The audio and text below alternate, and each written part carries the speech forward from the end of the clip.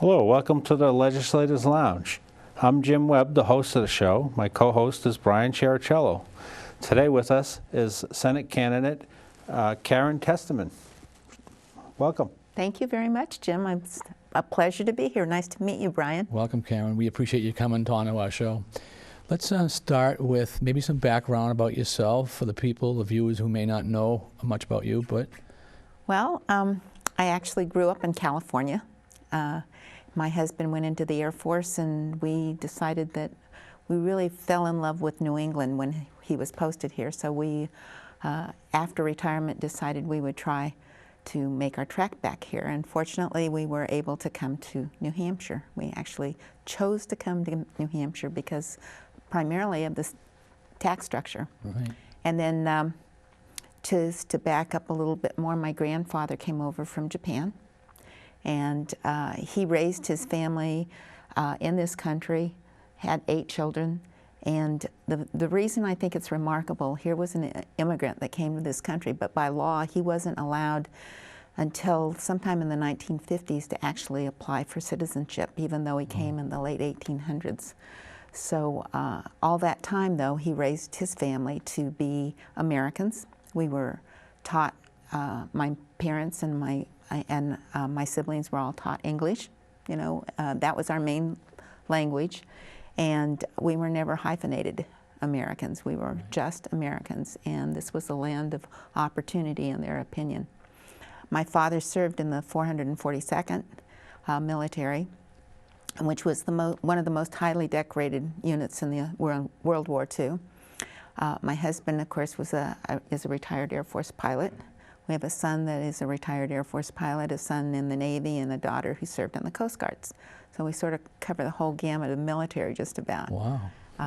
And then when we got to New Hampshire, one of the things that was on the docket at the time was education, and we still had children at home, so I got kind of involved in that. And together with a bunch of concerned citizens, we started to notice that we had outcome-based education. We were really concerned about what it was, so we would meet on a regular basis and put the outcome-based education goals 2000 curriculum side by side with the Communist Manifesto, and started noticing all of these comparisons, these similarities, I should say, and decided at that point we would lobby the State Board of Education to turn down goals 2000, and we were the only state in the union to do so. So we were effective there. Then along the way, I also decided that, you know, what was going on in Concord and Washington, D.C. had some impact on my family, and I'd heard about these family policy councils that would present basically researched information for policymakers and for the average person. So I started looking for the one in New Hampshire and found out there wasn't one. And you know, you do that kind of question and answer just to be nice to the other person on the end, and you say, well, how do they get started? And they say, somebody like you calls. Right. So in 2000, I actually founded and ran Cornerstone Policy Research and Cornerstone Action for about 8 years. Wow. And then stepped down and was going to just enjoy life, and ended up running for governor in 2010. Yeah. And here I am running for the United States Senate in 2014. Wow, that's awesome. That is. Well, I guess I'll start in on one of the questions is basically you kind of touched on it a little bit, so I'm going to kind of expand on what you had just mentioned to us. You know, what are your views on immigration and immigration in the United States right now with the problems that we're having with all the illegal immigration going on? What are your views on that? As a U.S. Senator, I mean, this would be a major issue. It would be a major issue, and one of the biggest problems I see right now is that we're facing, when we're talking about immigration, we're talking about jobs for American citizens, and the other part of that is security. And a third part of that is the drug cartels that are conducting businesses across our borders that endanger our citizens as well. So First of all, the number one thing we have to do is secure our borders. We have to know that those people that are coming across are legally coming across, or they're not coming at all. And once we can actually test and make sure that those borders are secure, then we can start talking about what do we do about those people who've broken the law and come into the state illegally, and those people who also come legally. But throughout our history, we've regulated how many people can come in and what the stipulations were. At one time it was you had to have a job, you had to have a sponsor, Right. You couldn't be corrupting our society in any way, and if you did, we exported you. So not that we're not doing that now, but we do need to enforce the laws that we already have. But we can discuss that once we make sure that our borders are secure. So do you think that amnesty for the people that are already here would be an option versus making them go back and wait at the end of the line? I think that when this is a country that was based on the rule of law, and if you break the laws, then you have to suffer the consequences of your personal actions, and that holds true for those people who come here illegally. And come across our borders illegally. We know that America was basically founded by immigrants. We all have that in our past, because unless you were a Native American, and then there's even some question about that, Right. because we don't know what the land masses were way back when. But most people came here as immigrants, and we just have to follow the laws. I mean, we've got them established. That's the most important thing. Yeah. We'll go into the big issue. The number one pressing issue in politics is Obamacare. I'd like to get some of your thoughts about Obamacare. Is it working? Is it not working? Do we need to repeal it? We definitely need to repeal it. The biggest thing about Obamacare is it's not really about health care. It's not about insurance. It's not about providing for somebody that doesn't have. Because if you look at the statistics now, we have 22,000 that didn't have insurance, health insurance, supposedly. And now we have about 24,000 people who have been denied their health insurance coverage. And the idea that we were going to be able to pay $2,500 a year less in premiums is even bogus, because a recent study just came out and Right. said that in New Hampshire was paying 90% higher on these things. I interviewed a lady here in New Hampshire who was a breast cancer survivor, and she lost her doctor because he wasn't in the system. She lost her insurance because it didn't carry maternity care that she didn't need. She lost her prescriptions because they weren't allowed on the approved list. Yep. And because her hospital was in Massachusetts, she was going down to one of the Sloan Kettering, not Sloan Kettering, it's one of the cancer hospitals in right. Massachusetts. Yeah. She lost that because it was an out-of-state hospital. And then you turn around and look at the fact that we have 26 hospitals in the state of New Hampshire, and 10 of them aren't on the approved list. Right.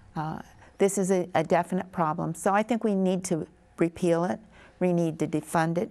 And then I think one of the things that we have to also understand is that it's each individual state, when we were formed as a union, was sovereign. Mm-hmm. And each state took care of their own problems.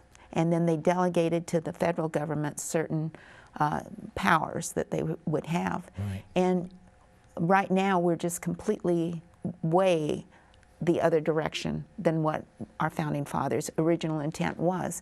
So I think we have to go back to that and start looking at that. And if we were to return health care back to the individual states so that they could do their own type of health care, they would have a better job, be better able to handle it Right. than having a centralized entity in Washington, D.C. say this is how you should handle it.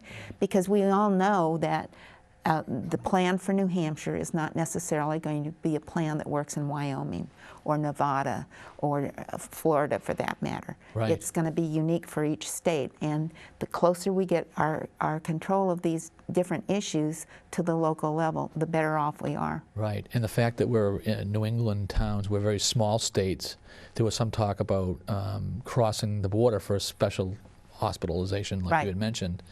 Do you believe in that as well? I mean, Well, that's what should certainly, happen. it ought to be sort of like we do when we buy car insurance. We buy car insurance and we can go anywhere in the United States just about to find the car insurance. Well, actually, I think New Hampshire limits. Yeah, they do limit some of them, but you know, You can only buy car insurance from the approved list. list or whatever. And there again, that's something that New Hampshire ought to deal with on their own. If they want to restrict it, then they do. But it's up to the local state to actually take care of being a sovereign state, taking care of their own problems. You know, it's funny you mentioned you said 22,000 people were uninsured, and 24,000 people lost their insurance, and yet they just increased Medicaid for 50,000 people. The numbers kind of match up. Yes, that is true. But you know, the whole thing is that you have to stop and think, okay, if they're going to send us this block grant down to the states, how much did it cost you and I, the taxpayer, to send down to Washington to get back?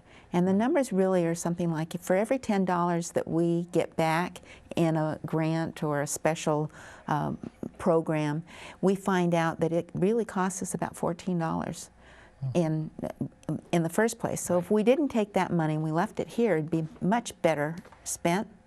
Yeah, and then we wouldn't be tied. Like, for instance, we did a show where there's going to be a bridge over there in Portsmouth, and there's limitations that the government will put on taking some of these grants. Yes. So as we take these grants, including Obamacare and so forth, they set the rules, and we have to follow their rules. Exactly. And, you know, you stop and think, too, on this expansion of Medicare or Medicaid. The interesting thing is that if the government was going to give us back 100%. All we have to do is go back and look in history, Right. and history repeats itself all the time. Well, if you go back to special education, they Right. promised us 40 cents on the dollar. Did we ever get 40 cents on the dollar? It was like 17, I believe. Right. So the reality that we're going to get 100% back just doesn't make sense. Right. And I thought the numbers were the federal 90, government was going to give us 90%. 100% for the first 3 years, and then it was going to go to 90%. Yes. Of $400 million, that means the state of New Hampshire would have to come up with $40 million 3 years from now. Where does New Hampshire get that? I don't see Well, it. and this is where I think that the legislature in New Hampshire needs to say, anytime they accept money from the federal government is, okay, after it goes away, where are we going to get the revenue to replace it? Right. And if we're not going to be able to replace it in a reasonable way, then maybe we should say no thank you to the dollars in the first place. Right. Right. I agree that we have a revenue problem, and we need to get revenue anywhere we can get it, especially since we don't have any income tax and we don't have any sales tax. Now, a lot of people will say, well, we should have a sales tax or an income tax. It's really not a national, that's a local issue, so we probably won't talk about that on this show. But that's a thing of its own, right? Some people have their views on it. But I think what we will touch on, we talked about the Obamacare, and we know where you stand on that.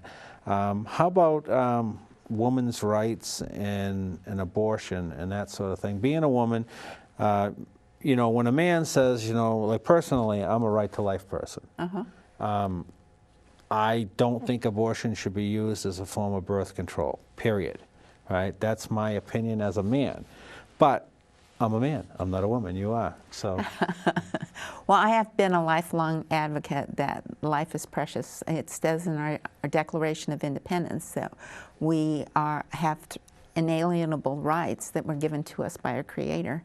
And amongst those, the very first one listed is life. And it's listed for a reason, because if you don't have life, then you don't have anything else. It doesn't matter what kind of laws we pass or what we expect. it's non-existent at that point. And I actually believe that life begins at conception and goes until natural death.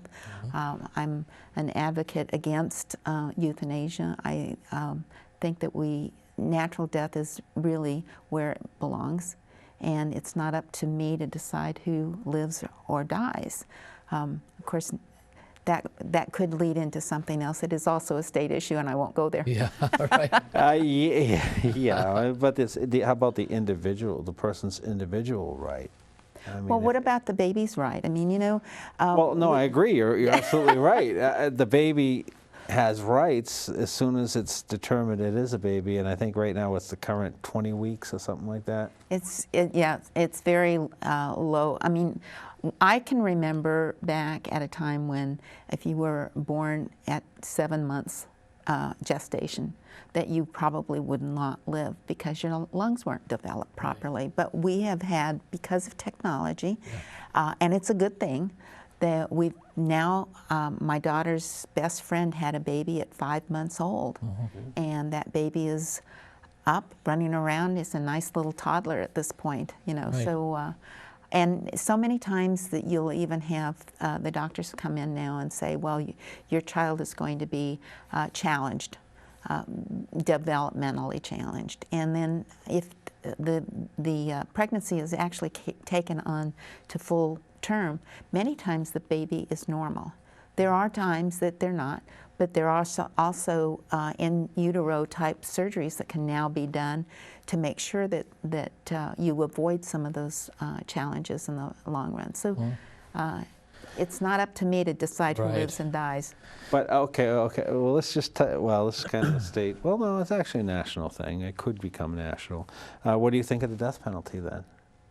Well, the death penalty, I think we have to look at what was the purpose of it. And usually it is only applied to someone who has so egregiously harmed society that the fear is that they will be a repeat offender. Right. And so at that point, it's only natural. And it is not a judgment from one person to another. It is actually a judgment that comes through a jury of your peers that it's brought about. So I think that there are places for the death penalty. My problem in the state of New Hampshire is the only way you can ask for the death penalty on someone who's committed an egregious crime is if the victim happens to be a police officer. Why changed that? Did you change it? Oh, wonderful. They're trying to repeal it this year. That's why I asked the question. I didn't realize I was in the hearing for 4 hours waiting to speak the other day. Oh, okay, yeah. Well, then that's good because, you know, we had the Kate's murder over in Mount Vernon. That's what it was. It was based on, and it was a regular citizen like you or I that would be a victim of a heinous crime. The perpetrators could get the death penalty. Right. And they're trying to repeal that. Well. Yeah. I congratulate you for having we'll changed it a little bit there. Yeah. That's good. I'm glad to hear that. We'll get back to a national issue. How about education? And we hear a lot in the news about Common Core. Well, I want to get your thoughts on that. Well, Common Core to me is just, it's outcome-based education advanced a little bit under a new name. I mean, because we went, you can go through, it went to outcome-based education, the Goals 2000, to School to Work, to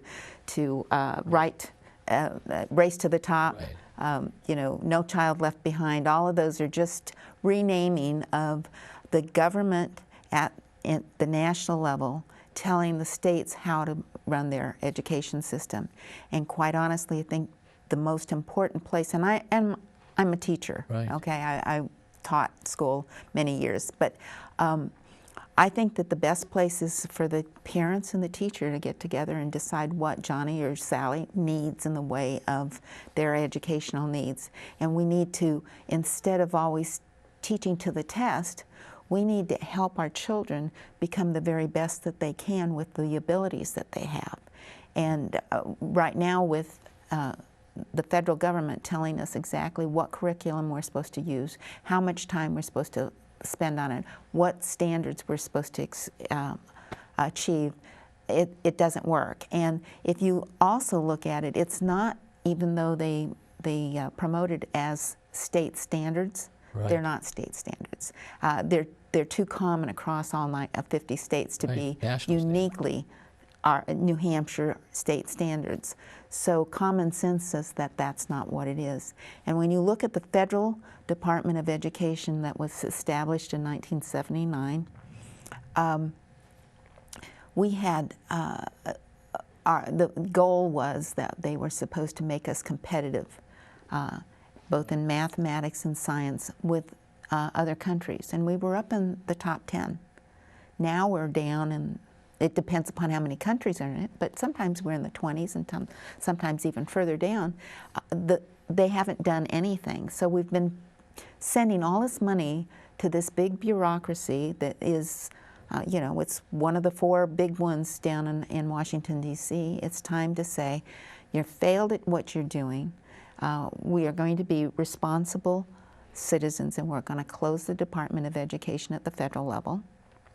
And I would even challenge at the state level that maybe the people in the state of New Hampshire might want to go back to when we had 2,700 school districts in the state of New Hampshire, and education was truly local. Right.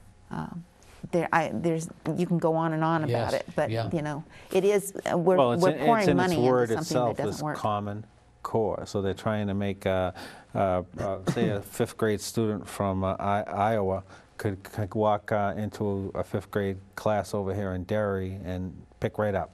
That's what they're trying to do. But in the same token, though, if a 5th grade student from Derry is probably at an 8th grade level of somebody in Mississippi, then we got to lower our student down to the, so they're all common, you know, because it gets lowered to the lowest common denominator, which is not right, I don't think. I would think we'd want those children to, you know, excel, especially at what they're good at. Oh, definitely. And when we do allow parents to take care of their children and teach them, I mean, just look at our homeschoolers, Yeah. how well they do overall. Now, there are children that fall through the cracks, but that's going to happen anywhere. You just have to deal with those on a case-by-case type situation. But overall, the closer that you get, the people who are working with the child, the better off that child's going to be. You're going to be able to help them achieve their very best. Yeah. All right, let's touch on another national issue. Right now, we seem to be having lots and lots of problems in the world. We've got Russia right now. We have a problem with them. We have a problem with Iran with nuclear weapons. Syria. We've got Israel ready to attack at any second. So well, let's hear your thoughts on foreign policy. And another thing, the U.S. military at this time is being cut. And what do you think of that, especially being from a military family? Right. Well, I really am a proponent of what Ronald Reagan used to say all the time, that the stronger you are, the less likely that you're going to have conflict, because it is a deterrent when you have strength, that you do, in essence, have peace as a result of it. And so I'm very disheartened by the reduction in forces, the use of our military as a social experimentation, because I think they've been demoralized in many ways. There's a lot of things that go on, and you know, that's one of the delegated powers to the United States federal government, and the primary purpose or job, let's put it, primary job of the President of the United States, his first and foremost job is Commander-in-Chief of the military forces. Right. So I think it's really a shame that we are weakening our military in the way that we are. And you know, the fact that you've got congressmen and women who are earning, what, $173,000 a year. Right. And we have a military person who's putting their life on the line. They're not doing an 8-to-5 job. They're on the job 24/7 when they're serving, and they're being paid $21,000 a year. and they're on food stamps in many cases, that is That's not a right. crime. That's sad. It is, and it's a shame on us for allowing that to happen. So I think that we have to rebuild our military. We have to have a strong military. And you look at the equipment that they're using, and just the SEAL Team 6 Extortion 17 story, those men and women were on a 1960 helicopter that was not equipped to do what it was supposed to just move troops from place to place. It wasn't one that could go in quickly and come out and extricate itself fairly quick. So we've got to have, equipment that is up to standard for our men and women to use, and they should be trained on those those areas, trained well, not being taught how to do politically correct things, because that takes away from their ability to operate the machinery that they're supposed to do and accomplish their first job. If we get into conflict, it should really be as prescribed by the Constitution. If the Congress decides that this is a conflict we should enter into, there should be a certain set of rules of engagement. We should know when victory is achieved, and then the people in Washington, D.C. need to get out of the way and let the generals and the people on the ground do their job and let them get to it. Now, as far as our being involved with some of these countries, one of the things I think we have to do as a nation, one of the things that we do is we trade with other countries, and we need to keep those avenues of trade open, and so that's one of the reasons that we should be involved in foreign policy. And if we're not going to, not if we're not going to, but if we were to develop our energy resources, just think, and we were to become one of the suppliers of energy to other countries, we could supply our allies with oil and so forth, and they would now not become so dependent upon Russia and the Middle East, and they might be able to be stronger as a result. And we could achieve peace through strength in that way, just by developing our own energy resources, building our pipeline, allowing fracking, stopping the subsidies of, and choosing winners and losers and special interest groups. What we really need to do is just let it go to the market-based economy, and then let the market-based economy develop whatever energy there is, and it'll be of a wide variety. We have all kinds of places where you can get energy now. Right, yeah. They're finding out natural gas is big. Oh, yeah. And we have natural gas and especially through the fracking. Yeah. It's really developing well, and allowing us to drill where we need to drill, and not restricting that in any way is Then you have geothermal now. There's technologies are coming out that it's phenomenal what they are. We're looking at putting a heat pump system in our home right now, which takes the heat out of cold air, believe it or not, down to below zero. Right around zero, it'll work right to zero, and it'll actually give you heat. So it's amazing what the technology is coming out with. So and you stop and think about it. Prior to a lot of the subsidies that government's been supplying in the last 70 to 80 years, what did we do, and how many inventions and creativity was spurred on just by a market-based economy? Right. What about the thought of some people thinking the government has to control these prices because they'd go crazy if they didn't? I know you mentioned let the market do what the market will do. Right. We saw, like in housing, the last few years that kind of got away from us, and some people thought maybe we should have just let the market be the market and let it work itself out. Well, even like the government subsidizes grain. They pay farmers not to grow the grain that we could use to create alcohol, or we could use to feed the animals, but no, we don't want to feed the animals because there'd be too much beef on the market, so the government pays the farmers not to grow the beef. Or the EPA comes in and says you can't put the water down into the food basket of California because we're trying to protect some small fish or whatever. Yeah, yeah, the tree, yeah, I'm not going to say it. But we've seen that right here in New Hampshire with 93 being expanded. Everybody knows it's already expanded. It's not paved because they can't pave it because we don't want to hurt the environment. Right. Even though it's already done. Well, remember back when they moved the road that was going to the airport, they moved it because there was an eagle's nest there, Right, and then yeah. the eagle left. Yeah.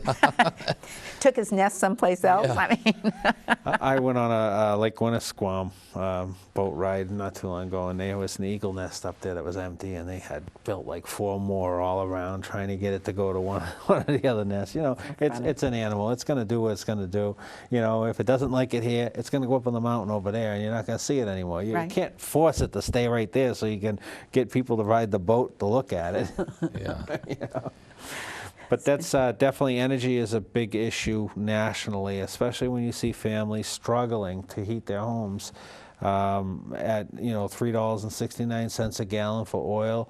You know, and then we're going to put a tax on top of it. well, mean- that's coming up in the House, but that we don't. I don't think we're going to win that battle, but. But the reality is, though, if we were to allow, I mean, when you stop and you think, New Hampshire is the second most expensive electricity in the nation. yes. Yeah. That's nonsense. And the problem with New Hampshire being that way is now you see all these commercials saying to the people of New Hampshire, oh, Northern Pass, we need it, and it's going to come through. That is, power isn't even for us. Well, Power is going to Connecticut. well, no, Jim. I think Going into the it's going New into the England. pool, which Right. which but- right now New Hampshire produces more and puts into the pool. But Right. someday, you know, if we don't do something about it, we could find ourselves like in California with rolling blackouts eventually. Well, and the other thing that I think, and here again, it's developing all kinds of energy. If you really stop and look at it, one of the cleanest ways of producing energy, but we're afraid of it, is nuclear. And at our house, we always say, when the lights start to dim, then we'll turn to nuclear. We'll give up our fear of it. But the other part of it is that the only more expensive state in the union for energy is Connecticut. So we're concerned about sending energy down to Connecticut. Right. But it's still all in this area. So I think that, you know, one of the things we have to do is government has to get out of the way of picking winners and losers, and we have to quit subsidizing certain kinds of energy, or stop complaining and trying to put caps on the use of other energy. I mean, right now we're attacking coal, we're attacking wood, and those are natural resources that why not? Well, wood is a replenishable Exactly. natural resource. Right. I heat my home with wood right now, and it's never been as warm as I know. There's nothing like wood heat. It's just it's wonderful. Yeah. And you can't replace, even natural gas doesn't heat like wood. right. It's Now the electric costs, I agree with you 100%. It's very high in New England and in New Hampshire, and I think that that's kind of a job killer. If we had lower electric rates, I believe we'd be a little bit more competitive for industry. for some of our southern states. For exactly. And the other part of not wanting to expand the electricity and our, you know, our resources for electricity is, what are we going to do when they succeed in getting us to buy these electric cars? Where are we going to plug them in Good if point. we don't have a Hopefully, place to... the roofs will be all solar, so they'll charge themselves every day. Oh, that's an interesting thought, too. Yeah, right. That's my thought. Yeah. Except when it snows real heavy and Yeah, we have those snows, it rains, overcast it days. cloudy, Right. and all that. Yeah. But the problem with the electric car is you can't go more than 100 miles on it. And my wife works over 100 miles round trip, so it's not going to work for us. So. Yeah. But that's a whole nother issue too. But as far as the energy, when we're talking like in New Hampshire, we do have one of the highest rates, and it is a job killer. Companies look at New Hampshire, and the first thing they do is they say, okay, what's it going to cost me to operate? And they look, and they're very like, we've had a few companies look at New Hampshire, and the main reason why they well, I don't know why they didn't, but one of the main reasons is the high cost of energy to Exactly. power the company. Then you also have the workforce. We're having a problem now trying to keep our young people here in New Hampshire. They love to come to New Hampshire and get an education, then they leave.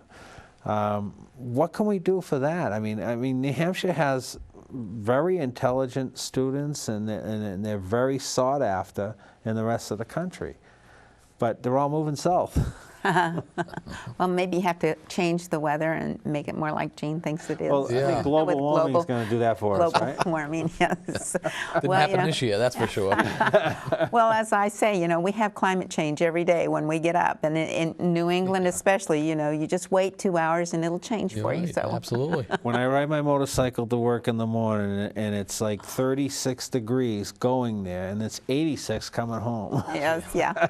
So you've had climate change. Yeah, exactly. You know what I want to ask about, Karen, is the NSA and all of what's going on The with violation of our Fourth Amendment violations right. under the guise of yeah. we're checking out terrorists, but encompassing so much more. I mean, what's your Right. thoughts on that? Well, we have to get the government to stop snooping on everybody's computer. Right now we have an elitist thought in Washington, D.C. that seems to think that they want to control everything that you buy. They want to control what you by, for example, the light bulb. You can't get Right. incandescent light bulbs anymore because somebody decided in Washington, D.C. that that wasn't a good idea. They want to control what you're saying on the telephone. They want to control who you're talking to or who you're dealing with. And it's time to say stop, because our individual rights are being taken away from us. So one of the solutions to that, however, is to start moving more and more of what the government seems to think it's in charge of away from the central government and back into the states, and just doing what our enumerated powers are, and enforcing the 10th Amendment. I agree that that's a great subject that Brian brought up, because it just happened to be on the news last night about how they used this technology to catch some criminals that had kidnapped somebody, and they used the cell phone, and the guy that was running the whole show was in prison, no less, right? Using a cell phone, and they used the whole sting operation, but they were bragging about how they were able to know his location, his text, his phone, and all these things that they were technically, in Shouldn't my have without a opinion, warrant. violating a lot of people's rights. But Exactly. and then people say, well, he's a criminal. Why should he have any rights? Well, when you find out But you're everything innocent else, until proven guilty. well, right? I don't know about that anymore. But everything else, the criminal has always got more rights. This particular time, we take it away. Right. We do have to do some tort reform on that. That's where we limit the number of times that you can repeal various things. I mean, obviously that's going a little bit overboard, but there's so many laws that are put into place because we're going to protect you. Right. But every time they put a law into place to protect you, you've given up one of your liberties. Right. And we have to look at this and say, reasonably, what makes more sense? How much is it costing you, the individual, either through your tax dollar or through your liberties, Right. to achieve this other element here? And I think that's something that, as a senator, you need to look at constantly and say, is this achieving what is enumerated by our Constitution? Is it constitutional? Is it necessary that we even really do this? Right. Is it a responsible way to go? And then finally, can we even afford to do it? Or is this something that should be put out on the free market and let the free market take care of it? Right. Well, talking about the Constitution, let's hit on the Second Amendment. Right? Right, which is a very big issue for a lot of people, myself included. The Second Amendment, what are your thoughts on the Second Amendment? Why was the Second Amendment actually created? And what do you think the intent of our forefathers was when they created it? Our forefathers actually created the Second Amendment because it was not only to protect yourselves your families, and your property, but it was also to protect your government. And when your government became tyrannical, we are the only state in the Union that has that little 2A segment of our Constitution that says we have the right to revolt, that we have the right to say, and it's written even in the National Constitution, that we have the right, if our government goes awry, and maybe it's in the Declaration of Independence, but when our government goes awry, that we have a responsibility to reform the government so that it's back into the kind of government that the original intent, which was to give us the most liberty available. Right. We the people. We the people, yeah. Yeah, I agree. You know, I was one of the founding board members of the National Heritage Center for Constitutional Studies, and that's here in Epping, New Hampshire. And our goal was to make sure that the common person, just like de Tocqueville observed when he wrote Democracy in America, that the common person can now articulate why is it and defend why it is that we have the government we have. Right. Yeah, so, you know, that I agree with you on the Second Amendment, that the forefathers put it in there for that particular reason, Right, to make exactly. sure that the government didn't get out of control. You have some people out there that'll tell you, well, you know, you don't need this type of gun. Well, you know, you need whatever you're allowed to have, because, and you really shouldn't limit it, because you know, you want to be able to keep the government in control. Not that the government's out of control and going to be out of control anytime soon, but it's a whole different society than it was years ago when they first put the Second Amendment in there. But the concept is still there, and I believe that the people of the United States know that, and they don't want to give up their guns for that reason. Now, you do hear horror stories of bad things that happen, but bad things, I mean, I just heard a story of a kid that went crazy with knives. Well, I was just going to bring that up, because the term is that you have to control guns because they are assault weapons.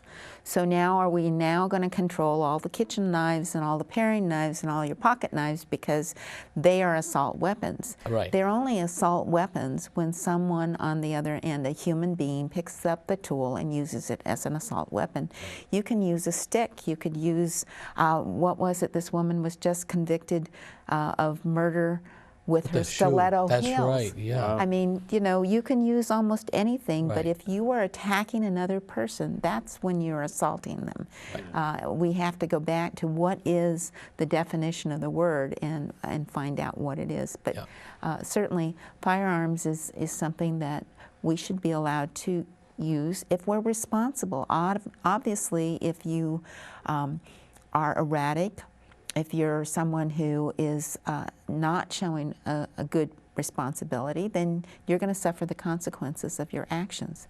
But I also don't agree with government being in charge of who is mentally challenged and who is not, because when government gets in control of things, some special interest group is getting benefited by it, and they don't do a very good job, I don't think. Right. And the fact of, you know, we were mentioning in one of the show that we had, Chicago, which has a lot of gun bans, has one of the highest crime rates with guns. So Washington too. Washington has one of the highest too. And you go to Kennesaw, Georgia, where it's the law, and it's been several years since I've checked that particular statistic, but they had reduced their gun crime down to, or they had 5 murders at the time. This has been about 20 years ago. They had 5 murders since they instituted that law, and they were all by mandatory gun law. Right, but it was all with the knife. Yeah, right. So you know. Yeah, so you know, I don't think it. Well, that you know, that will come around and go around, and like you said, there should be limits on how many times you can bring something around, because what we see a lot is the people are becoming, what I hear from the voters is they're becoming disenfranchised with the government and the way the government's running. and they say, oh, well, I'm not going to vote because it doesn't matter anymore, because they're not going to do anything good for me. And they really are becoming disenfranchised. They don't think it works, because if the Republicans get control and then they change this, and the Democrats get control, they change it back. Then the Republicans get control and they change it back. So the government's just going back and forth, and nothing's getting done. Right, and both sides are doing things that they shouldn't be doing. Right. But it also means, however, that we as people have a responsibility to really look at who it is we're putting into office. Yep. And when we have people who are of immoral character and who are breaking the law and who are going around the Constitution, we really do need to remove those people from office. That is a responsibility of we the people to insist that that happens. Right. And but in the first place, we need to really be examining the people that we're electing to office and take the time to find out, are they people of good moral character, and will they do the very best? Because they had that argument back in the day, right? Yeah. When they decided, is it better to put moral people in, or is it okay just to put anybody in? And they found that when you put moral people in, you're more likely to have good laws. Occasionally you'll get a bad law, Right. but when you put in somebody that doesn't care, that doesn't have a moral compass, then you get bad laws a lot more than you get any good laws. Right. So would you support term limits? Well, that's an interesting question, because in 1995, the state of New Hampshire actually passed a term limits law on federal offices. They said 3 terms as a congressman, 2 terms as a senator, and a maximum of, I think it's 17 years. Yeah. And it was contingent. It was actually signed by the governor, and was contingent on the fact that if 25 other states passed the same law, then it would become enforceable. Well, it was taken to the Supreme Court of the United States, and they ruled it unconstitutional. And so, but the people of New Hampshire have expressed their desire to have term limits. And so I think it's very important that anyone who is elected to office observe that and self-term limit. Good. You know, Gordon Humphrey did it. Yeah. Yeah, I think it is important, because you need to change. You need some change, and what we saw coming into the House last session was a lot more younger people came into the House last time around, and it is very difficult, because most people, like I still work full-time job and do the House, but unless you're retired, it's almost impossible to get on one of these busy committees and do the House. So Especially at $100 a year, right? Yeah. But that's the beauty of New Hampshire, I think. Oh, exactly. Yeah, that's what makes it's what makes New Hampshire unique amongst all of the states, and why we need to fight to keep it the way it is. We need to fight to keep our paper ballots. We need to fight to keep our elections clean. You know, those are important things to the state of New Hampshire. Right.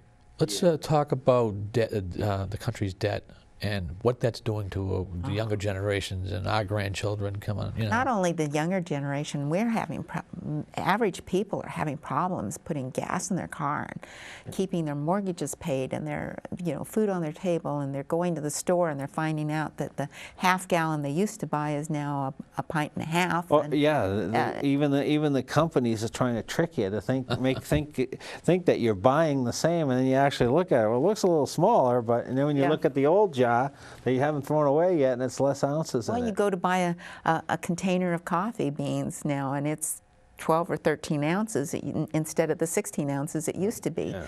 And it still costs the same.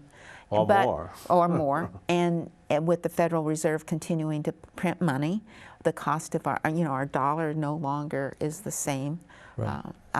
So our debt is out of control for 2 reasons, I think, is besides the idea that government has to take care of everybody, and we have to control who you are and what you see and how you see it. But the other part of it is that we're covering a lot more. We've got a Department of Health, Education, Welfare, and Pensions. So that's 68% of our overall budget. Right. If we were to do the enumerated powers and send those things back to the state and cut our federal budget by the amount that we send back to the states, right. wouldn't we become closer to balancing our budget? Yeah. And certainly it's been done in the past. Calvin Coolidge did it in 4 years. So I think that it's quite achievable as a goal. We just have to have the moral will to do it. Right. I know the New Hampshire House, we balanced our budget last session and actually had a surplus. And now they're fighting over the surplus. Yeah. But this is New Hampshire. This is the way we do things. You give us a challenge and we do it. Right. And I'm hoping that if you do end up in the Senate, that you'll take the New Hampshire values with you and convince some other senators to go along with them. Right. That's my intention. And you go back in American history and you look at how many people actually fought in the Revolutionary War. And it wasn't a huge percentage. Hence, Samuel Adams said, you know, it's not a majority that you need to prevail, but a minority that is keen on setting brush fires of freedoms in the hearts and minds of men. And certainly, Ronald Reagan even said, you know, the answers to the problem are mostly simple. It's just you have to have the moral will to go ahead and implement it. So that's where I'm going. Yeah, sometimes you'll see that the minority or the lesser of the people might be able to control something because they're more outspoken. Yes. I mean, I seen it the other day while I was at the hearing for the death penalty. It seemed that everybody that was speaking was against it. Uh-huh. Does that mean the state of New Hampshire is against it? Probably not. I mean, I don't know. I wouldn't think so, though, because they were happy that we passed it, that we increased it, that they were protected just as well as a police officer, Right. you know, and so forth. But you know, but everybody was out, so you see one side of it. Often you only see one side of it because some people don't talk about it. Right. But that doesn't mean they don't have feelings for it. They just don't. They're not outspoken. Well, and one of the hardest things I think in human nature is to compliment somebody when they've done something right. We tend to be very critical when something is not going right and we want it fixed right away. But that's something that at Cornerstone that I used to do all the time is I'd send out a note if a certain legislation passed in the direction that we thought it should go, then be sure you write to your legislators and tell them, thank you very much. I appreciate the fact that you just passed what you did. Right. So And we do get some letters like that. that's good. Vote, That's so. good. Absolutely. Well, it looks like we're almost out of time here, so I guess we'll give you a couple of minutes, unless you have any more questions. I think we've went around Yeah, a lot of good subjects. Yeah, we did, and we'll give you a couple of minutes to a closing statement. And Well, I'm running for the United States Senate because our country is in trouble, and the reason it's in trouble is because the government is not operating as our founding fathers intended it to be. And so that is why I have been known in the state of New Hampshire. I've worked for the past 20 years active in the controlling of our government, of making sure that we were doing what we needed to be doing, that people were being informed with researched information, and making sure that the individual knew that they had power within their voice to make a difference. And a lot of times one person makes a huge difference. So I'm asking you to join my team. It's testermanforsenate.com, and become involved with us and help us to take back America, and at the same time to take back our sovereignty in our states. And I thank you very much for the time and the opportunity to be here. We appreciate you coming by. yeah, thank you for coming. All right, this has been the Legislators Lounge. You can find our show on the internet as well. Our website is derrylounge.com. We have a YouTube channel, which is Legislators Lounge, if you search. We also have a Facebook page, Legislators Lounge. Be happy if you want to join and like it. All our shows are posted online. This show will be posted online as well. So tell some friends. Okay, so this is the Legislators Lounge. See you next time.